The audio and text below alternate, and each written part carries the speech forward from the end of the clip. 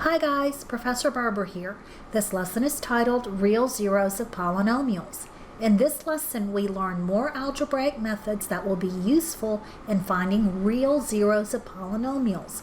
Real zeros or real number zeros include rational and irrational zeros as well as the integers.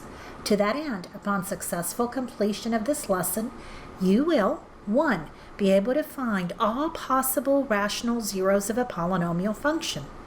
2. Know and be able to apply the Descartes rule of signs. 3. Know and be able to apply the upper and lower bounds theorem. 4. Know and be able to apply the conjugate pairs theorem.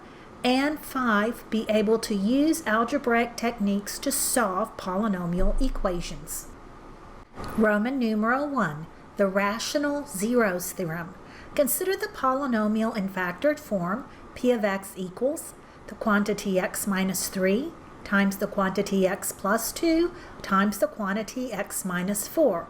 When expanded or multiplied together, the product then gives p of x equals x cubed minus 5x squared minus 2x plus 24. From the factored form, we see that the zeros of p are 3, -2, and 4.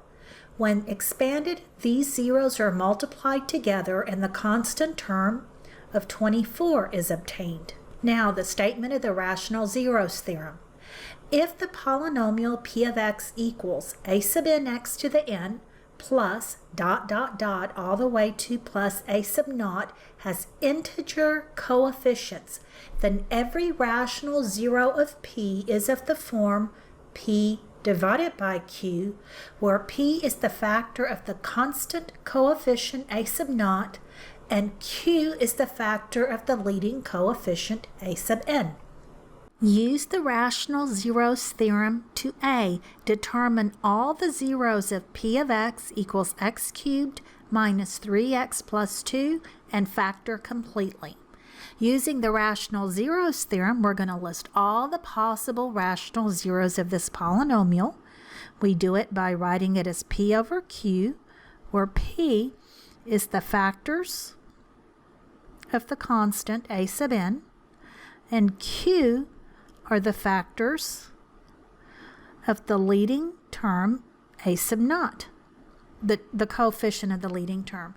So for the constant, it's 2, so the factors are plus and minus 1 and 2. And for the leading coefficient, it's 1, so the factors are plus and minus 1. Let's mix them all up. The possibilities from here are you can have plus or minus 1 over 1 and plus or minus 2 over 1. Let's list this in increasing order just so that it might be easier to use. And so our factors possible are -2, -1, 1, and 2. Now what these numbers say is that if this polynomial has a rational zero, then it has to be from this set of numbers. So we're going to try them all and see which one would give us a zero remainder. Let's just start at the low point. So we'll start at -2 and perform synthetic division. So we'll try with -2. And the coefficients are, it's tricky here, 1 for the x cubed, 0 for x squared. Even though it's not there, we need the placeholder, -3 and 2. Now let's perform the synthetic division. Bring down the 1.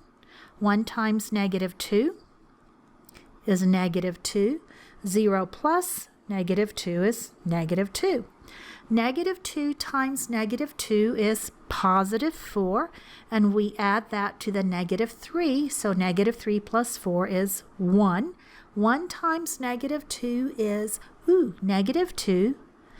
And then adding 2 and -2, we get the much wanted zero remainder. That tells us that x plus 2 is a factor. So let's write that up properly. That is, we know that x cubed minus 3x plus 2 using the division algorithm is the product of x plus 2. Remember, if the divisor is -2, then it's x minus negative 2, so it would be x plus 2. And the other factor we get from the last row of synthetic division, that would be x squared. We start with a degree 1 less than your dividend, minus 2x plus 1.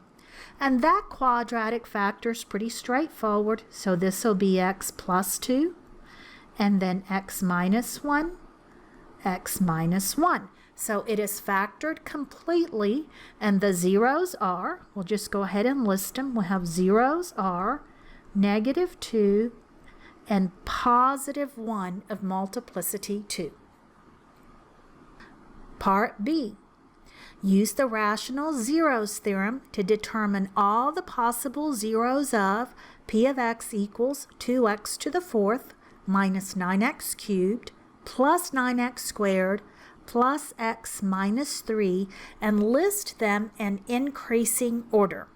The rational zeros theorem tells us that all possible rational zeros is the ratio of all the factors of the constant term p divided by all the factors of the leading coefficient q. So we've got plus and minus, and for the constant term it's negative 3. So the factors you can multiply to get to negative 3 are 1 and 3. And for the divisor, this is all the factors of the leading coefficient, so that'll be 1 and 2. Let's get every possible configuration. So this will get us to, I'm going to write the plus and minus so I don't forget, 1 over 1, 1 over 2, 3 over 1, and 3 over 2. I'm going to clean that up just a little bit so that I can write the whole numbers that don't need the denominator. So that looks like it's going to be plus or minus 1, 1/2, 3, and 3/2. And we are asked to put this in increasing order. So the smallest of those would be the negative. So we start with negative 3, negative 3/2, negative 1, negative 1/2, and then continue to increase. So we'll just flip this to the positive side. 1/2, 1, 3/2, and 3. What the rational zeros theorem tells us is that if this polynomial has any rational zeros, it has to be from this set of 8 possible numbers. Roman numeral 2, Descartes' rule of signs.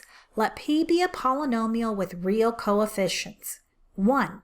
The number of positive real zeros of p of x either is equal to the number of variations in sign in p of x or is less than that by an even whole number. So, if there are 5 variations in sign, then the polynomials may have 5, 3, or 1 positive real zeros. If there are 4 variations in sign, then the polynomials may have 4, 2, or no positive real zeros. And 2, the number of negative real zeros of p of x either is equal to the number of variations in sign of p of minus x or is less than that by an even whole number. Likewise for variations in sign of p of minus x for the number of possible negative real zeros. Use Descartes' rule of signs to determine the possible number of positive real number roots and negative real number roots for the polynomial p of x equals 2x to the fourth minus 9x cubed plus 9x squared plus x minus 3. For the possible number of positive real number roots, Descartes' rule of signs tells us it's the number of variations in sign. So for p of x, we see that we go from positive to negative, that's one variation. Negative to positive is another variation. Positive to positive, no variation, and positive to negative is a one more variation. So what we have here is we see 3 variations in sign, and the Descartes rule of signs tells us it's the number of variations in sign or less than that by an even number. So we have 3 or an even number, subtract 2, so 1 possible positive real zeros. Now let's do this for the negative. The Descartes rule of signs tells us that it's the number of variations in sign of p of negative x, so let's compute that. 2 of, where the x was, replace it with negative x to the 4th, minus 9 times negative x cubed, plus 9 times negative x squared, plus negative x minus 3. Let's simplify this. We're going to have 2 times a negative raised to an even power becomes positive, so that's x to the 4th. Now the next one, we've got negative x cubed, which means the negative remains, and so that negative times the existing negative gives you a positive 9x cubed, plus negative x squared, negative and negative gives us a positive, so 9x squared, that's a positive, plus minus x would be minus x minus 3. Let's look for variations in sign, and I see 1, and that's from the squared term to the minus x, so we have exactly 1 variation in sign, and this tells us that we will have exactly 1 real negative 0. Roman numeral 3, the upper and lower bounds theorem. Let p be a polynomial with real coefficients. 1. Divide p of x by x minus b for b greater than 0 using synthetic division. If the row that contains the quotient and remainder has no negative entry, then b is an upper bound for the real zeros of p. 2. Divide p of x by x minus a, where a is less than 0, using synthetic division. If the row that contains the quotient and remainder has entries that are alternately non-positive and non-negative, then a is a lower bound for the real zeros of p. Determine both an upper bound and a lower bound for the polynomial and then factor completely. P of x equals 2x to the 4th minus 9x cubed plus 9x squared plus x minus 3.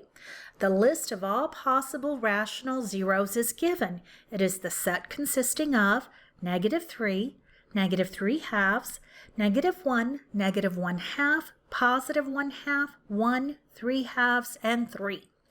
We are looking, let's start by looking for the lower bound. The lower bounds theorem tells us that lower bounds theorem works only when working with negative numbers. We have 4 to choose from. I'm going to arbitrarily pick negative 1. So we're going to do synthetic division with negative 1. Listing the coefficients would be 2, negative 9, positive 9, 1, and negative 3. Now let's do the synthetic division.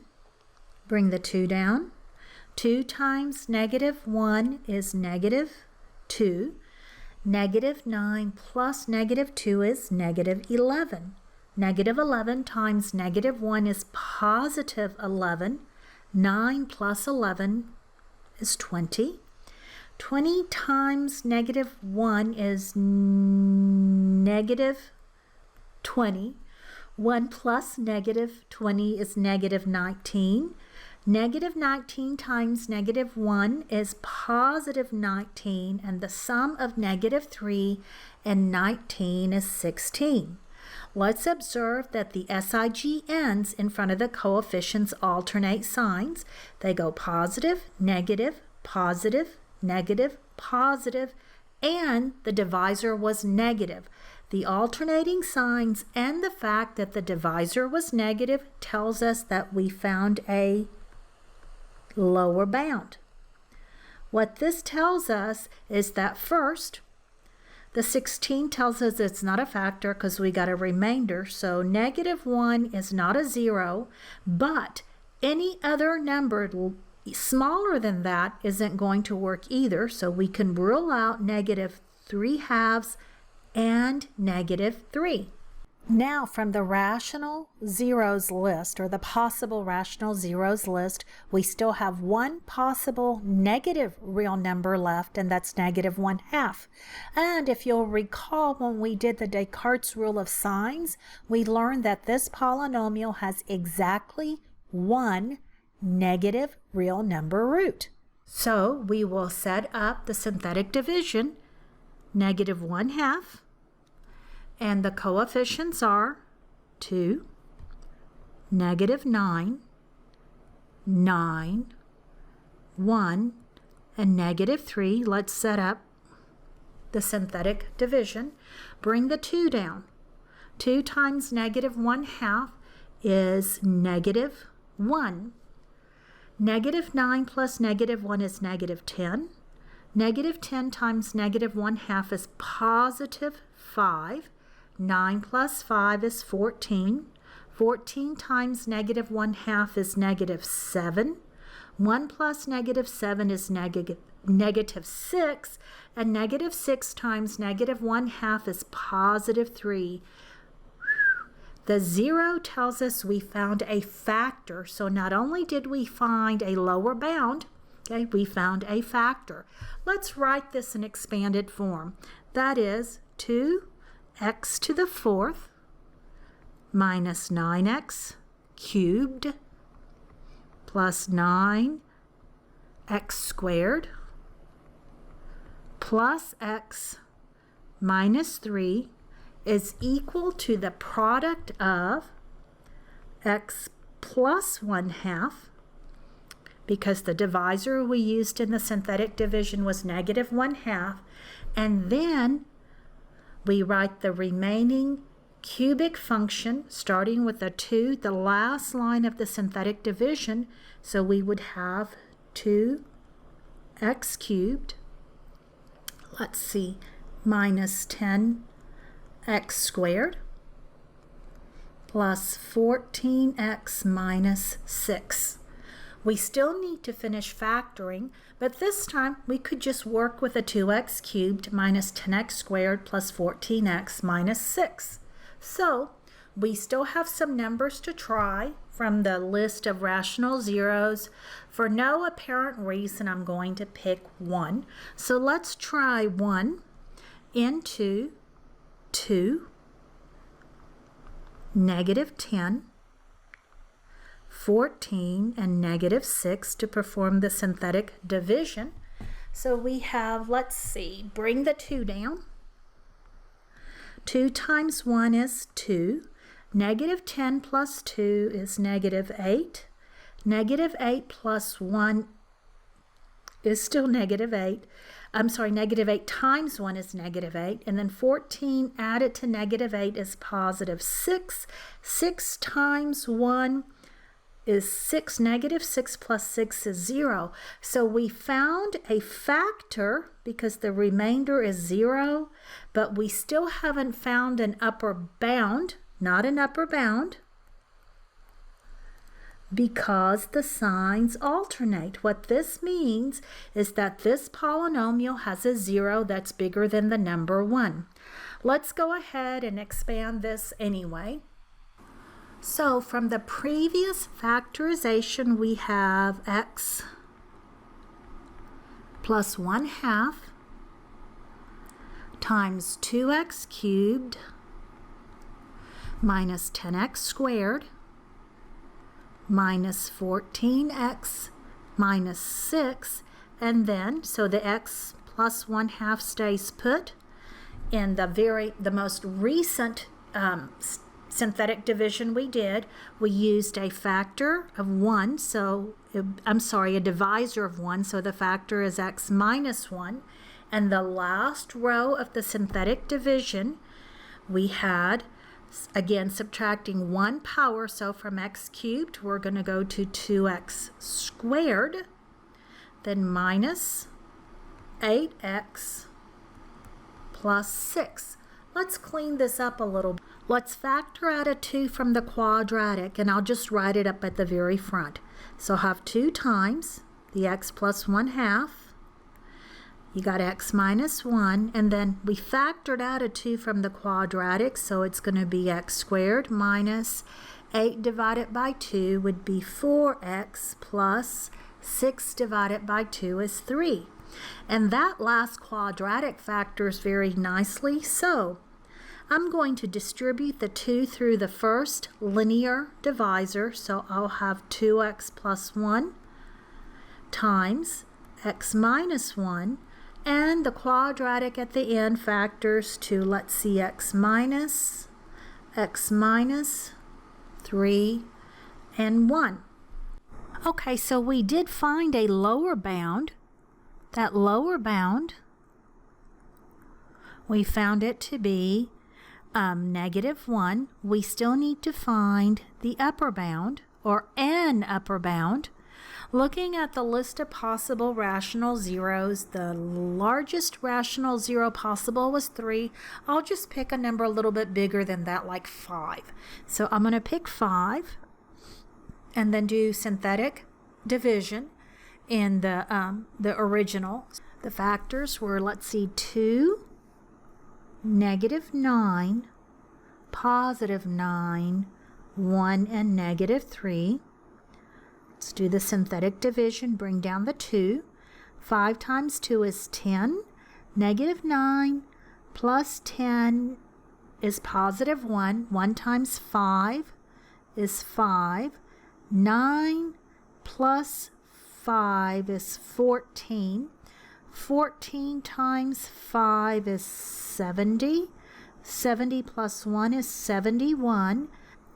And 71 times 5 is, let's see, that'll be 1 times 5 is 5. And then we've got the 35, so that will be 355. And so -3 plus 355 is +352. And lo and behold, notice that the SIGNs in front of every coefficient is positive. And that tells us that 5 is an upper bound of zeros for this polynomial. Factor completely the polynomial f of x equals x cubed minus 7x squared minus 2x plus 14. In the past several lessons, we have developed a lot of new sophisticated tools for factoring polynomials. Even so, always go the path of least resistance, or the simplest method, first. On this one, I noticed that grouping works, and so let's factor this f of x by first grouping the first 2 terms, so x cubed minus 7x squared. And then let's group the last 2, plus 2x, -2x, plus 14. From the first grouping, there's a common factor of x squared, and that leaves x minus 7. And from the second grouping, let's factor out a -2, and now you got x minus 7. Now we have a common factor that's comprised of a binomial expression that could be factored from both of the terms. We can factor out the x minus 7, and what remains will be x squared minus 2. Then the difference of squares factoring that we learned way back when works also here. And so when factored completely, we get that f of x equals x minus 7 times x plus the square root of 2 times x minus the square root of 2. That shows that the polynomial is factored completely. If, however, you were asked to list the zeros, then the zeros would be +7, negative square root of 2, and positive square root of 2. Theorem. Irrational roots occur in conjugate pairs. That is, if a minus the square root of b is a 0, then so is a plus the square root of b. Let's see what it looks like. An example, you could have a polynomial that is equal to a 0, x minus. If 3 plus the square root of 2 is a 0, then so must be 3 minus the square root of 2.